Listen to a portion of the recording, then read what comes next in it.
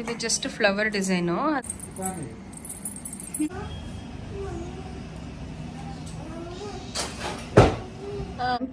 Gold rate ಏನೋ ಕಮ್ಮಿ ಆಗ್ತಾ ಇದೆ ಅಂತ ಹೇಳ್ತಾ ಇದ್ದಾರೆ. ಸೊ ನಾನು ಅದಕ್ಕೆ ವೇಟ್ ಮಾಡ್ತಾ ಇದ್ದೀನಿ. ನಾನು ತುಂಬಾ ದಿವಸದಿಂದ ಆ ರೀತಿ ತಗೊಳ್ಬೇಕಂತ ಅನ್ಕೊಂಡಿದ್ದೆ. ಅವ್ರ ಗಂಡಂದಿರಿಗೆ ಅವ್ರ ಹತ್ರ ಖರ್ಚು ಮಾಡ್ಸೋದಕ್ಕೆ ಇಷ್ಟ ಇರಲ್ಲ.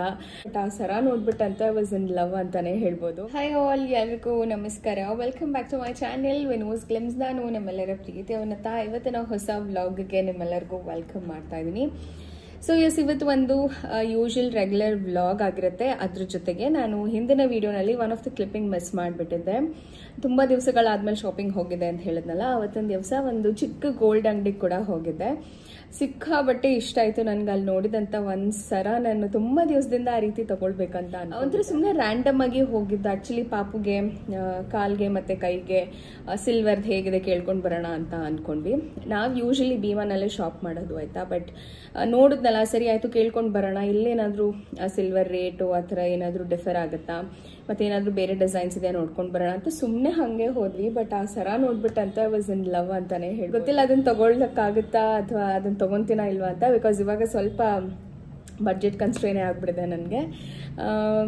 ನಮ್ಮನೆಯವ್ರು ಕೊಡ್ಸಲ್ಲ ಅಂತ ಅಲ್ಲ, ಬಟ್ ಸ್ಟಿಲ್ ನನಗೇನೋ ಅದನ್ನ ನಾನೇ ತೊಗೊಂಡ್ರೆ ಒಂಥರ ಖುಷಿ ಅನಿಸುತ್ತೆ. ಬಿಕಾಸ್ ನಮ್ಮ ಮನೆಯವ್ರಿಗೆ ನಾನು ಬರ್ಡನ್ ಮಾಡ್ತೀನ ಅಂತ ತುಂಬ ಸತಿ ಅನಿಸುತ್ತೆ. ಸ್ಪೆಷಲಿ ಹೇಗೆ ಅಂದರೆ ತುಂಬ ಜನ ಹೆಣ್ಮಕ್ಳು ಈ ಥರ ಇರ್ತಾರೆ ಅನಿಸುತ್ತೆ. ಯಾವಾಗಲೂ ಹೇಳ್ತಾ ಇರ್ತಾರೆ ಹೆಣ್ಮಕ್ಳು ಅದು ಕೇಳ್ತಾರೆ ಇದು ಕೇಳ್ತಾರೆ, ಹೆಣ್ಮಕ್ಳಿಗೆ ಅದು ಕೊಡ್ಸಿದ್ರೆ ಮಾತ್ರ ಖುಷಿ ಆಗುತ್ತೆ, ಇದು ಕೊಡ್ಸಿದ್ರೆ ಮಾತ್ರ ಖುಷಿ ಆಗುತ್ತೆ ಅಂತ ಎಲ್ಲ. ಬಟ್ ಇನ್ನೂ ಒಂದಷ್ಟು ಜನ ಹೆಣ್ಮಕ್ಳು ಇರ್ತಾರೆ, ಯಾರು ಅವ್ರ ಗಂಡಂದಿರಿಗೆ ಅವ್ರ ಹತ್ರ ಖರ್ಚು ಮಾಡ್ಸೋದಕ್ಕೆ ಇಷ್ಟ ಇದೆ, ಅವರಿಂದ ಏನೂ ತೊಗೊಳಕ್ಕೆ ಇಷ್ಟಪಡಲ್ಲ. ಸೊ ಅವ್ರಿಗೇನು ಇಷ್ಟ ಬಂದೋ ಅವ್ರು ಕೊಡಿಸಿ ಒಂಥರ ಸರ್ಪ್ರೈಸ್ ಆಗಿ ಕೊಟ್ಟರೆ ಮಾತ್ರ ಇಷ್ಟ ಆಗುತ್ತೆ. ಇಲ್ಲ ಅಂತಂದ್ರೆ ಅವ್ರ ಹತ್ರ ಡಿಮ್ಯಾಂಡ್ ಮಾಡಿ ತಗೊಳೋದಕ್ಕೆ ಇಷ್ಟ ಆಗಲ್ಲ. ಸೊ ನಾನು ಅದೇ ರೀತಿನೇ, ನನ್ಗೆ ಅವ್ರ ಹತ್ರ ಡಿಮ್ಯಾಂಡ್ ಮಾಡಿ ಅದೇ ಬೇಕು ಇದೇ ಬೇಕು ಅಂತ ತೊಗೊಳಕ್ಕೆ ನನಗೆ ಇಷ್ಟ ಆಗಲ್ಲ.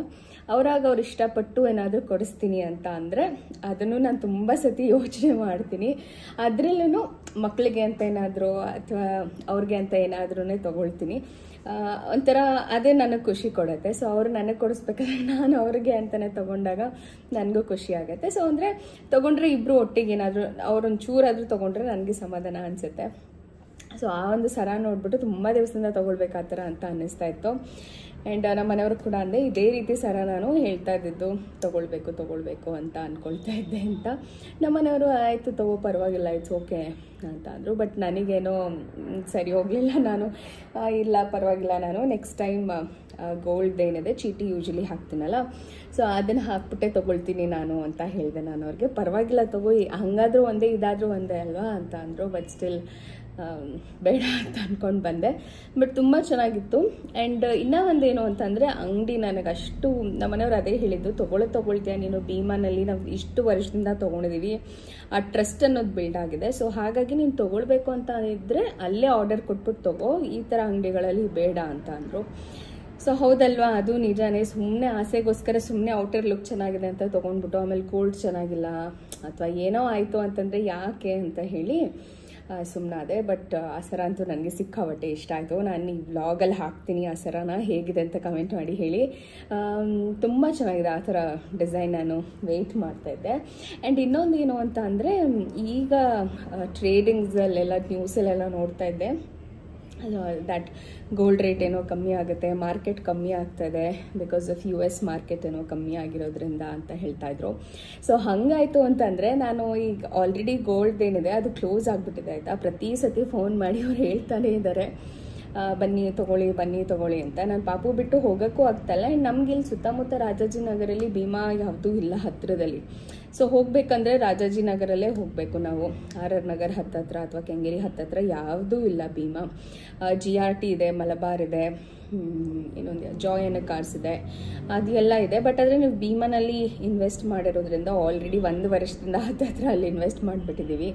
ಸೊ ಈ ಸತಿ ಪಾಪುಗೆ ತೊಗೊಳ್ಳೋಣ ಅಂತ ಅಂದ್ಕೊಂಡಿದ್ದೀನಿ ನಾನು.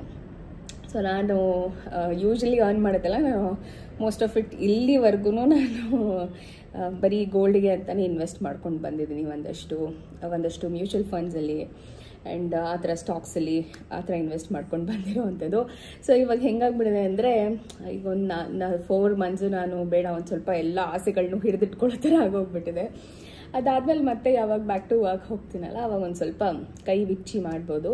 So it doesn't mean that ನಾನು ನಮ್ಮ ಮನೆಯವ್ರದ್ದು ಈಸ್ಕೊಳ್ಳಲ್ಲ ಅಂತ ಅಲ್ಲ, ಅವ್ರದ್ದು ಈಸ್ಕೊತೀನಿ ಅಥವಾ ಅವರೇ ಮಾಡ್ತಾರೆ. ಇನ್ಫ್ಯಾಕ್ಟ್ ಹೆಂಗೆ ಅಂದರೆ ಇವಾಗ ನಮ್ಮ ಮನೆಯವ್ರಿಗೆ 3 ಜನ ಮಕ್ಕಳನ್ನ ಸಾಕ್ದಂಗೆ ನನ್ನನ್ನು ಸೇರಿಸಿ. ಸೊ ನಾನು ಅವ್ರಿಗೆ ಏನು ಬೇಕೋ ಒಂಥರ ನಾವು ಜಾಸ್ತಿ ಫಿನಾನ್ಷಿಯಲಿ ಯೋಚನೆ ಮಾಡೋಕ್ಕೆ ಹೋಗಲ್ಲ. ಸೊ ನಮ್ಮ ಮನೆಯವ್ರನ್ನೇ ಬಿಟ್ಬಿಡ್ತೀನಿ ನಾನು. Financially I am not that good in thinking. So ಹಾಗಾಗಿ ನಮ್ಮ ಮನೆಯವರೇ ಎಲ್ಲನೂ ನೋಡ್ಕೊಳ್ತಾರೆ. ನಾನು ಹಿಂಗೆ ಭೈರವು ಅಥವಾ ಅಚ್ಚುಗೆ ಹೇಗೆ ನಾವು ಏನು ಬೇಕು ಅಂತ ಕೇಳ್ತಾರೋ ಅವರು, ನಾನು ಅದೇ ರೀತಿಯೇ ಇದು ಬೇಕಪ್ಪ ಅಂತ ಕೇಳ್ಬಿಟ್ರೆ ಆಯಿತು, ಅವರು ಕೊಡಿಸ್ತೀನಿ ಅಂತಾರೆ. ಸೊ ಅದೇ ರೀತಿಯಾಗಿದೆ. ಹಾಗಾಗಿ ಅದೊಂದು ಸರ ನನಗೆ ಸಿಕ್ಕಾಪಟ್ಟೆ ಇಷ್ಟ ಆಯಿತು, ಮೈಂಡಲ್ಲಿದೆ. ಸೊ ನೆಕ್ಸ್ಟ್ ಇಯರ್ ಅಥವಾ ಯಾವಾಗ ಟೈಮ್ ಆಗುತ್ತೋ ಗೊತ್ತಿಲ್ಲ, ಈಗ ರೀಸೆಂಟಾಗಿ ಮಾಡಿಸ್ಕೊಳ್ಬೋದು. ಸೊ ಹಾಗಾಗಿ ಅದು ಒಂದು ಸಿಕ್ಕಾಪಟ್ಟೆ ಇಷ್ಟ ಆಯಿತು, ಅದು ನಾನು ನಿಮ್ಗೆ ತೋರಿಸ್ತೀನಿ. ಆ್ಯಂಡ್ ಇನ್ನೊಂದೇನು ಅಂದರೆ ಗೋಲ್ಡ್ ರೇಟ್ ಏನೋ ಕಮ್ಮಿ ಆಗ್ತಾ ಇದೆ ಅಂತ ಹೇಳ್ತಾ ಇದ್ದಾರೆ. ಸೊ ನಾನು ಅದಕ್ಕೆ ವೆಯ್ಟ್ ಮಾಡಿ 5,000 ತನಕ ಆಗುತ್ತೆ ಅನ್ನೋ ಪ್ರೆಡಿಕ್ಷನ್ ಇದೆ. ಈವನ್ ನೆನ್ನೆ ಕೂಡ ನ್ಯೂಸಲ್ಲಿ ನೋಡ್ತಾ ಇದ್ದೆ, US ಮಾರ್ಕೆಟೆಲ್ಲ ಡೌನ್ ಆಗ್ತಿರೋದ್ರಿಂದ ಇಲ್ಲೂ ಕೂಡ ಎಲ್ಲ ಪ್ರೈಸಸ್ಸು ಡೌನ್ ಆಗ್ತದೆ. ಬಟ್ ಹಂಗಂತಾರೆ, ಬಟ್ ನೋಡ್ತಾ ಹೋದರೆ ಈ ಮಿಲ್ಕ್ ಪ್ರೈಸ್ ಜಾಸ್ತಿ ಆಗಿದೆ, ಈ ಕಡೆ ಪೆಟ್ರೋಲ್ ಪ್ರೈಸ್ ಜಾಸ್ತಿ ಆಗ್ತಾ ಇದೆ. ಸೊ ಗೊತ್ತಿಲ್ಲ ಹೇಗಾಗುತ್ತೆ ಅಂತ. ಬಟ್ ಆದರೆ ಒಂದು ಪ್ರೆಡಿಕ್ಷನ್ ಇದೆ, ಅಟ್ಲೀಸ್ಟ್ ಒಂದು 6,000 7,000 8 ಇದೆ ಅಲ್ಲ. ಆ್ಯಕ್ಚುಲಿ ನಾವು ಲಾಸ್ಟ್ ಟೈಮ್ ಹೋಗಿ ಐ ಥಿಂಕ್ ಹಿಂದಿನ ಬ್ಲಾಗ್ನ ನಿಮ್ಮ ಜೊತೆ ಶೇರ್ ಮಾಡಿದ್ದೀನಿ ಅನಿಸುತ್ತೆ, ಪಾಪುಗೆ ಇದೆಲ್ಲ ತೊಗೊಳ್ಬೇಕು ಅಂತ ಅಂದ್ಕೊಂಡಿದ್ದೀನಿ ಅಂತ. ಅವತ್ತು ಹೋದಾಗಲೇ ನಾವು ತೊಗೊಂಡು ಬಂದುಬಿಟ್ಟಿದ್ರೆ ಒಳ್ಳೇದಾಗ್ತಿತ್ತು ಅನಿಸ್ತಾರೆ. ಇವಾಗ ರಿಗ್ರೆಟ್ ಮಾಡ್ತಾ ಇದ್ದೀನಿ, ನಾನು ಆ್ಯಕ್ಚುಲಿ ಅವತ್ತೇ ತೊಗೊಂಡು ಬರಬೇಕಿತ್ತು ಅಂತ. ಇಲ್ಲ ಅಂದಿದ್ರೆ ನಮಗೆ 7,000ಗೆಲ್ಲ ಏನೋ ಸಿಗ್ತಾಯಿತ್ತು. ಇವಾಗಂತೂ 7,800 ಆಗೋಗ್ಬಿಟ್ಟಿದೆ ಪ್ರೈಸು. 7,800 900 ಎಲ್ಲ ಕಂಡಂಗೆ 1,000 ರೂಪಾಯಿ ಜಾಸ್ತಿ ಆಗ್ತದೆ 1 ಗ್ರಾಮ್ಗೆ. ಅಯ್ಯೋ ದೇವ್ರೆ ಅಂತ ಅನ್ನಿಸ್ತಾಯಿತ್ತು. ಬಟ್ ಅವತ್ತು ತೊಗೊಂಡಿದ್ರೆ ಏನು ಅಂತಂದರೆ ಏನೋ ಕ್ಲಾಸ್ ಹಾಕಿದ್ರು, ಬಿಕಾಸ್ ಅದು ಮೆಚುರಿಟಿ ಇನ್ನೂ 1 ವೀಕ್ ಟೈಮ್ ಇತ್ತು. ನನ್ನ ಡೆಲಿವರಿ ಆಗೋಕ್ಕಿಂತ ಮುಂಚೆನೇ ಹೋಗಿದ್ದೆ, ನಾನು ಒಂದು ವ್ಲಾಗ್ ಕೂಡ ಶೇರ್ ಮಾಡಿದ್ದೀನಿ. ಡೆಲಿವರಿಗಿಂತ ಮುಂಚೆ ಹೋಗಿದ್ನಲ್ಲ, ಆವಾಗಲೇ ನಾನು ತೊಗೊಂಡು ಬಂದ್ಬಿಡೋಣ ಅಂತ ಹೋದೆ. ಬಟ್ ನೋಡಿದ್ರೆ ಏನೋ ಬೇರೆ ಏನೋ ಕ್ಲಾಸ್ ಇತ್ತು, ಇಲ್ಲ ಅದು 30% ಅಷ್ಟೇ ನಾವು ಹಾಕಿ ಕೊಡ್ತೀವಿ, ಬಿಕಾಸ್ ಇನ್ನೂ 1 ವೀಕ್ ಇದೆ ಮೆಚುರಿಟಿಗೆ ಅಂತ ಹೇಳಿದ್ರು. ಸರಿ ಆಯಿತು ಬಿಡು, ಇನ್ನೇನು 1 ವಾರ ಅಲ್ವಾ, ಆಮೇಲೆ ಪಾಪಗೊಂದು 3 ತಿಂಗಳಾದ್ಮೇಲೆ ಬಂದು ತೊಗೊಳೋಣ ಅಂತ ಅಂದ್ಕೊಂಡ್ರೆ 3 ತಿಂಗಳು ಗ್ಯಾಪಲ್ಲಿ 1,000 ರೂಪಾಯಿ 1,000ರಿಂದ 1,200 ರೂಪಾಯಿ ಜಾಸ್ತಿ ಆಗಿದೆ ಗೋಲ್ಡ್ ಪ್ರೈಸ್. ಈಗ ಬೇಜಾರಾಗ್ತಾಯಿದೆ. ಬಟ್ ಗೊತ್ತಿಲ್ಲ, ನಮ್ಮ ಮನೆಯವ್ರು ಅದೇ ಹೇಳ್ತಾರೆ, ವೆಯ್ಟ್ ಮಾಡು, ಇಷ್ಟು ದಿವಸನೇ ವೆಯ್ಟ್ ಮಾಡಿದ್ದೀವಿ, ಕಮ್ಮಿ ಆಗುತ್ತೆ, ಇನ್ನೊಂದು 15-20 ಡೇಸಲ್ಲಿ ಗೊತ್ತಾಗುತ್ತೆ ಹೇಗೆ ಹೋಗುತ್ತೆ ಟ್ರೆಂಡು ಅಂತ, ನೋಡೋಣ ತೊಗೊಳ್ಳೋಣ ಅಂತಿದ್ದಾರೆ. ಸೊ ಎಸ್, ಅದಕ್ಕೆ ವೆಯ್ಟ್ ಮಾಡಬೇಕು. ಆ್ಯಂಡ್ ಎಸ್, ನಾನು ಈ ಒಂದು ವ್ಲಾಗಲ್ಲಿ ಏನು ನೋಡಿದೆ ಅದನ್ನು ನನಗೆ ತೋರಿಸ್ತೀನಿ. ಅಂದರೆ ಸ್ವಲ್ಪ ಇವನ್ ಸೈಜ್ ಒಂಚೂರು ಚಿಕ್ಕದು ಇದಾಗಲ್ಲ, ಅಂದರೆ ಒಂದು ಸ್ವಲ್ಪ ದೊಡ್ಡದಾದ್ರೂ ಮಗು ಹಾಕೋ ಥರ ಇರಬೇಕು ಅಂತ.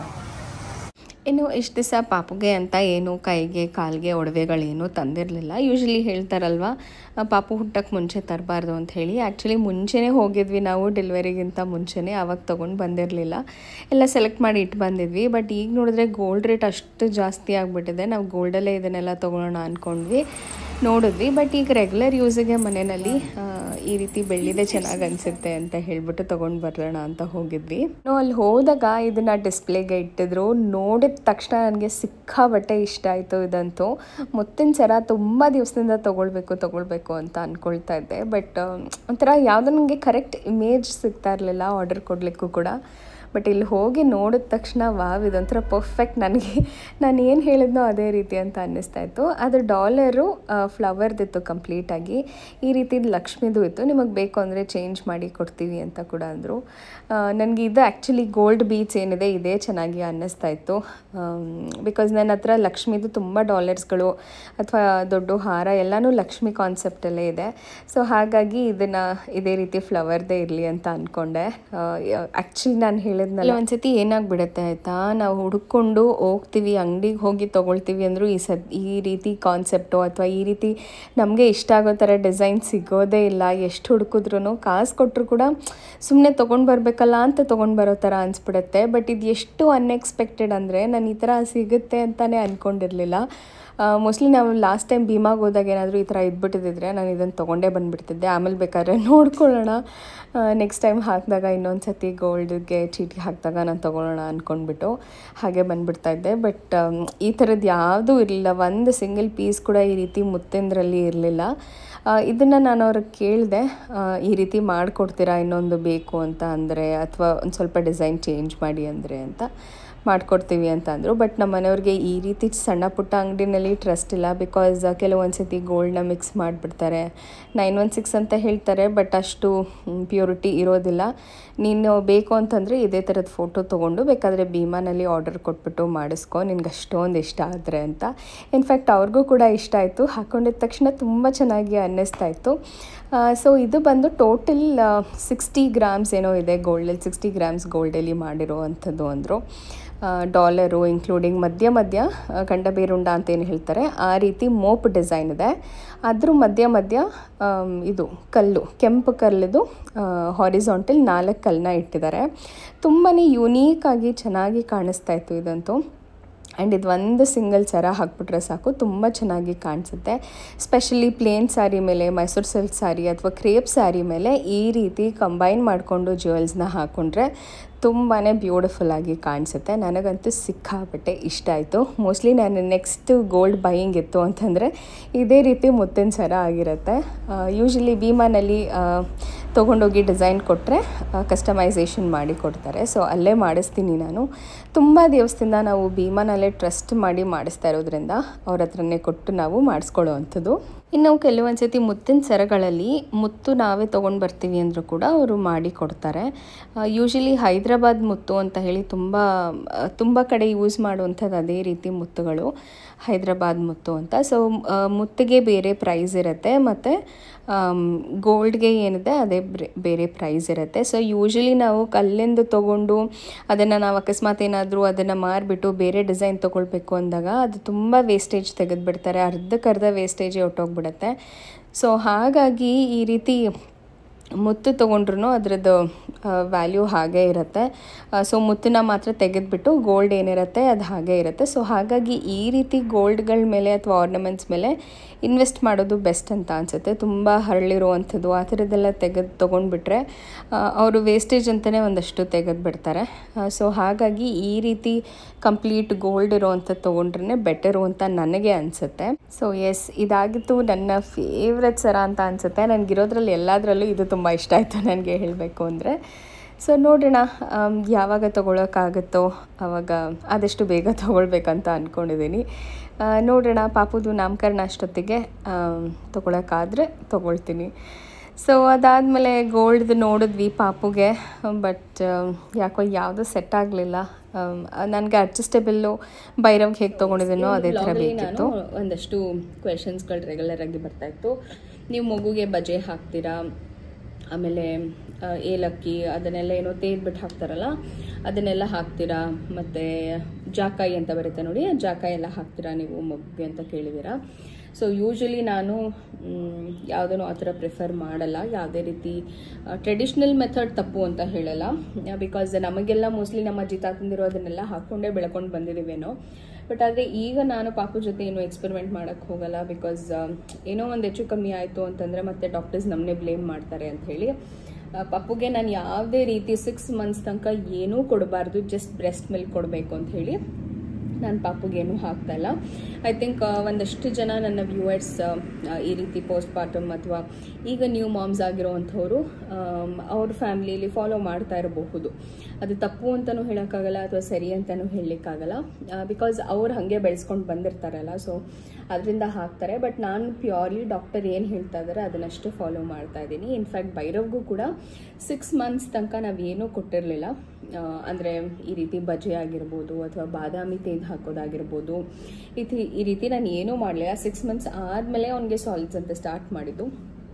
ಸೊ ಹಾಗಾಗಿ ನಾನು ಈಗ ಕರೆಂಟಾಗಿ ಆ ರೀತಿ ಪಾಪುಗೆ ಏನೂ ಹಾಕ್ತಾ ಇಲ್ಲ ಆಯಿತಾ. ಆ್ಯಂಡ್ ಇನ್ನೂ ಒಂದು ರೆಗ್ಯುಲರ್ ಆಗಿ ಬರುವಂಥ ಕ್ವೆಶನ್, ಪಾಪು ಮೋಷನ್ ಮಾಡಬೇಕಾದಾಗ ಅಥವಾ ಯೂರಿನ್ ಮಾಡಬೇಕಾದಾಗ ತುಂಬ ಪೇನು ಅಥವಾ ಅಳ್ತಾರೆ ಅಂತ ಹೇಳ್ತಾರೆ. ಸೊ ಯೂಶ್ವಲಿ ಏನಾಗ್ಬಿಡುತ್ತೆ ಅಂದರೆ ಬಾಣಂತಿಯರ ಊಟ ಅಂತ ಹೇಳಿ ಕೊಡಕ್ಕೆ ಶುರು ಮಾಡಿಬಿಡ್ತಾರೆ ಮನೆಯಲ್ಲಿರುವಂಥ ಅಜ್ಜಿದಿರಾಗಿರ್ಬೋದು ಅಥವಾ ತಾಯಂದಿರಾಗಿರ್ಬೋದು. ಅದರಲ್ಲಿ ಜಾಸ್ತಿ ಜೀರಿಗೆ, ಮೆಣಸು, ಬೆಳ್ಳುಳ್ಳಿ ಇದನ್ನೇ ಜಾಸ್ತಿಯಾಗಿ ಬಳಸ್ತಾರೆ. ಸೊ ಅದು ಎಕ್ಸೆಸ್ ಆಫ್ ಹೀಟ್ ಆಗಿ ನಾವು ಏನು ತಗೊಳ್ತೀವೋ ಅದೇ ಹಾಲಿನ ಮುಖಾಂತರ ಮಗುಗೂ ಕೂಡ ಹೋಗ್ತಾ ಇರುತ್ತೆ. ಸೊ ಹಾಗಾಗಿ ನೀವು ಎಷ್ಟು ಹೀಟಿನ ಪದಾರ್ಥ ತಗೊಳ್ತಿರೋ ಅದು ಹಾಗೆ ಮಗುಗೆ ಕೂಡ ಹೋಗುತ್ತೆ, ಆಯಿತಾ. ಸೊ ಅದರಿಂದ ಮೋಸ್ಟ್ಲಿ ಮಗುಗೆ ಮೋಷನ್ ಮಾಡಬೇಕಾದಾಗ ಅಥವಾ ಯೂರಿನ್ ಮಾಡಬೇಕಾದಾಗ ಉರಿ ಆಗುವಂಥದ್ದಾಗಿರ್ಬೋದು ಅಥವಾ ಎಲ್ಲೋ ಯೂರಿನೇಷನ್ ಇರ್ಬೋದು, ಯೂಶ್ವಲಿ ಹೀಟಿಂದ ಆಗಿರುತ್ತೆ, ಆಯಿತಾ. ಸೊ ಹಾಗಾಗಿ ಸ್ವಲ್ಪ ನೀವು ತೀರಾ ಜಾಸ್ತಿ ಮೆಣಸು, ಬೆಳ್ಳುಳ್ಳಿ ಬಳಸೋದನ್ನು ಬಿಟ್ಟು ಒಂದು ಸ್ವಲ್ಪ ಏನು ಹೇಳ್ತಾರೆ ನಾರ್ಮಲ್ ಆಗಿರೋಂಥ ಫುಡ್ನ ತಗೊಳ್ಳಿ. ಜಾಸ್ತಿ ಬೆಳ್ಳುಳ್ಳಿ ಹಾಕೊಂಡು ತಿನ್ನೋದಕ್ಕಿಂತ ಮೀಡಿಯಮ್ ಆಗಿ ಆ ರೀತಿ ಮಾಡ್ಕೊಳ್ಳೋದ್ರಿಂದ ಒಂದು ಸ್ವಲ್ಪ ಪಾಪುಗೆ ಹೀಟ್ ಆಗಿದ್ರೆ ಕಮ್ಮಿ ಆಗುತ್ತೆ. ಇದನ್ನು ಫುಡ್ ಚೇಂಜಸ್ ಮಾಡ್ಕೊಂಡು ನೋಡಿ, ಬೇಬಿ ಮೇಲೆ ಕೂಡ ಅದು ಇಂಪ್ಯಾಕ್ಟ್ ಆಗುತ್ತೆ. ಬಿಕಾಸ್ ನಾವು ಏನು ತಿಂತೀವಿ ಅದೇ ಮಗುಗೆ ಕೂಡ ಹೋಗುತ್ತೆ ಅಲ್ವಾ. ಸೊ ಹಾಗಾಗಿ ಮಗುಗೆ ಒಂದ್ಸತಿ ಆ ರೀತಿ ಚೇಂಜಸ್ ಮಾಡಿ ನೋಡಿ. ಆ್ಯಂಡ್ ಕೆಲವೊಂದು ಸತಿ ಪಾಪು ಉಶು ಮಾಡಬೇಕಾದಾಗ ತುಂಬ ಅಳ್ತಾನೆ ಅಂದಾಗ ಮೋಸ್ಟ್ಲಿ ಮೋಷನ್ ಅವನಿಗೆ ಮಾಡ್ಲಿಕ್ಕೆ ಕಷ್ಟ ಆಗ್ತಾ ಇರುತ್ತೆ. ಸೊ ಆ ಒಂದು ಟೈಮಲ್ಲಿ ಒಂದು ಸ್ವಲ್ಪ ಎಣ್ಣೆನ ಹಚ್ಚೋದ್ರಿಂದ ಕೂಡ ಮಕ್ಕಳು ಎಷ್ಟೋ ರಿಲ್ಯಾಕ್ಸ್ ಆಗ್ತಾರೆ. ಇನ್ನು ಒಂದು ಸ್ವಲ್ಪ ಬಿಸಿ ಮಾಡ್ಕೊಳ್ಳಿ ಎಣ್ಣೆನ, ಒಂಚೂರು ಬೆಚ್ಚಗೆ, ತೀರಾ ಬಿಸಿ ಮಾಡ್ಕೊಳ್ಳೋದು ಬೇಡ, ಬೆಚ್ಚಗೆ ಮಾಡಿಕೊಂಡು ಅದು ಸ್ವಲ್ಪ ಆರಲಿ. ನಿಮ್ಮ ಕೈ ಮುಟ್ಟಿದಾಗ ನಿಮಗಷ್ಟೇ ಬಿಸಿ ತಾಕಬೇಕು. ಇಲ್ಲ ಅಂತಂದ್ರೂ ಕೂಡ ಸುಮ್ಮನೆ ಒಂದು ಎಣ್ಣೆ ತೊಗೊಂಡು ಅಂಗೈಯಲ್ಲಿ ಹೀಗೆ ಉಜ್ಜಿಬಿಟ್ಟು ಮಗು ಹೊಟ್ಟೆ ಮೇಲೆ ಈ ರೀತಿ ಮಸಾಜ್ ಮಾಡಿ, ILU ರೀತಿ. ಸೊ ಐ ಅಂತ ಅಂದರೆ ಮೇಲಿಂದ ಕೆಳಗಡೆ ಎದೆ ಭಾಗದಿಂದ ಹೊಟ್ಟೆವರೆಗೂ, ಅದಾದಮೇಲೆ L ಅಂದರೆ left to right and U. ಈ ರೀತಿ ಮಾಡೋದ್ರಿಂದ ಮಗುಗೆ ಏನಾದರೂ ಮೋಷನ್ ಪಾಸ್ ಮಾಡಬೇಕಾದಾಗ ಕಷ್ಟ ಆಗ್ತಾ ಇದೆ ಅಂತ ಅಂದರೂ ಕೂಡ ಅದು ಎಷ್ಟೋ ಕ್ಲಿಯರ್ ಆಗುತ್ತೆ. ಸೊ ಇದು ನನಗೆ ಕಂಟಿನ್ಯೂಸ್ ಆಗಿ ಬರ್ತಿದ್ದಂಥ ಒಂದು ಕ್ವೆಶನ್ ಅಂತ ಹೇಳ್ಬೋದು. ಸೊ ಹಾಗಾಗಿ ನಾನು ಈ ಒಂದು ವ್ಲಾಗಲ್ಲಿ ಆನ್ಸರ್ ಮಾಡ್ತಾ ಇದ್ದೀನಿ. ಸೊ ಈ ಒಂದು ವ್ಲಾಗಲ್ಲಿ ಹೆಚ್ಚೇನು ಎಲ್ಲ ಜಸ್ಟ್ ನನ್ನ ಗೋಲ್ಡ್ ಪರ್ಚೇಸ್ ಮತ್ತು ನಾನು ಹೇಗೆ ಗೋಲ್ಡನ್ನ ತಗೊಳ್ತೀನಿ ಅನ್ನೋದ್ರ ಬಗ್ಗೆ ಆಗಿತ್ತು. ಐ ಹೋಪ್ ಇವತ್ತಿನ ಪುಟಾಣಿ ವ್ಲಾಗ್ ನಮ್ಗೆಲ್ಲರಿಗೂ ಇಷ್ಟ ಆಗಿದೆ ಅಂತ ಅನ್ಕೊಳ್ತೀನಿ. ಇಷ್ಟ ಆಗಿದೆ definitely like, share and subscribe to my channel ಅಂತ ಹೇಳ್ತಾ ಮತ್ತೆ ಸಿಗ್ತೀನಿ ಮುಂದಿನ ವಿಡಿಯೋದಲ್ಲಿ. ಅಲ್ಲಿವರೆಗೂ ನಮಸ್ಕಾರ, take care, love you all and bye.